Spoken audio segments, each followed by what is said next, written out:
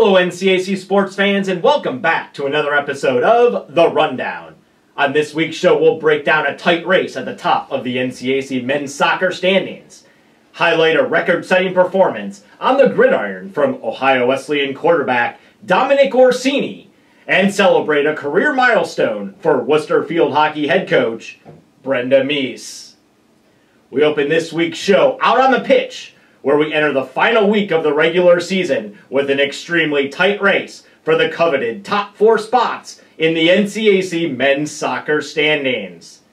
The Kenyan Lords currently hold the top spot in the standings with 18 points and control their own destiny for the top seed in the 2016 NCAC tournament, while Wabash sits in second with 16 points, and DePaul and Oberlin are deadlocked in the third position with 15 points each. 9-time NCAC tournament champion Ohio Wesleyan is also lurking in the 5th position with 14 points, while Hiram is still alive in the 6th spot with 9 points. There were plenty of highlights on the NCAC men's soccer circuit last week, most notably a pair of game winners from DePaul and Wabash. After 60 minutes of scoreless action on October 19th between DePaul and Ohio Wesleyan, DePaul senior E.J. Moore sent this free kick into the box, where sophomore Andrew Gold found a crease and headed the ball into the back of the net for the eventual game-winning score in the 1-0 victory for the Tigers. And just 3 days later, Wabash posted a 1-0 win at Wooster after Spase Dorsileski was able to corral this free kick sent into the box from David Riggs and maneuver past the Scots goalie for his eventual game-winning score. Dorsileski also added a goal and an assist in the Little Giants 6-1 victory over Wittenberg on October 19th to earn the NCAC Men's Soccer Player of the Week award. The final jockeying for position in the NCAC men's soccer standings opens today, October 25th, with Kenyon hosting Ohio Wesleyan, while Saturday's slate is highlighted by Wabash hosting Kenyon at 1 p.m. in Indiana. The final seeds and pairings for the 2016 NCAC men's soccer tournament will be released on Saturday evening. We now head over to the gridiron, where Ohio Wesleyan senior quarterback Dominick Orsini collected the NCAC Offensive Player of the Week award for the 2nd week in a row after he set the program's single-game record for total offense in the Bishops' 37-15 victory at DePaul.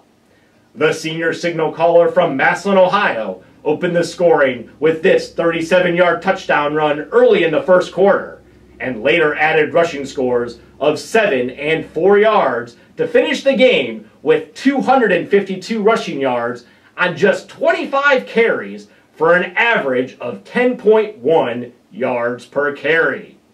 Orsini also completed 20 of 32 pass attempts in the game for 242 yards, which included this 15-yard scoring strike to Tyler DeVitas in the first quarter that put the Bishops up 14-0 at the time. And the 494 yards of total offense was the most by an OWU player, since Mason Espinosa accounted for 484 yards of offense against Hiram on November 13, 2010. NCAC football action continues this Saturday with 5 games on the slate, highlighted by Ohio Wesleyan hosting Wabash for a 1 p.m. kickoff at Selby Stadium. And finally, we wrap up this week's show by celebrating yet another career coaching milestone in the NCAC, as Wooster field hockey head coach Brenda Meese notched her 300th career win at Wooster in the Scots' 2-1 victory over Ohio Wesleyan on October 19th.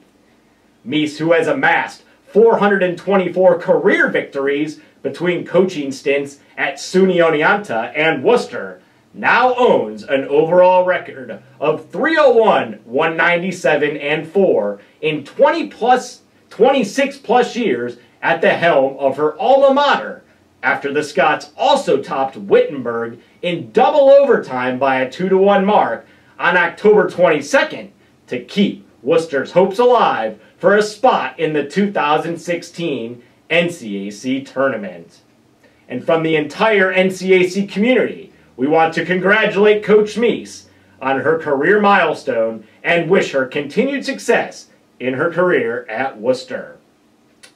And as always, NCAC sports fans, for up-to-date news, stats, and standings from around the North Coast Athletic Conference, you can visit our website at www.northcoast.org. Also be sure to follow us on Twitter at NCAC, as well as like us on Facebook.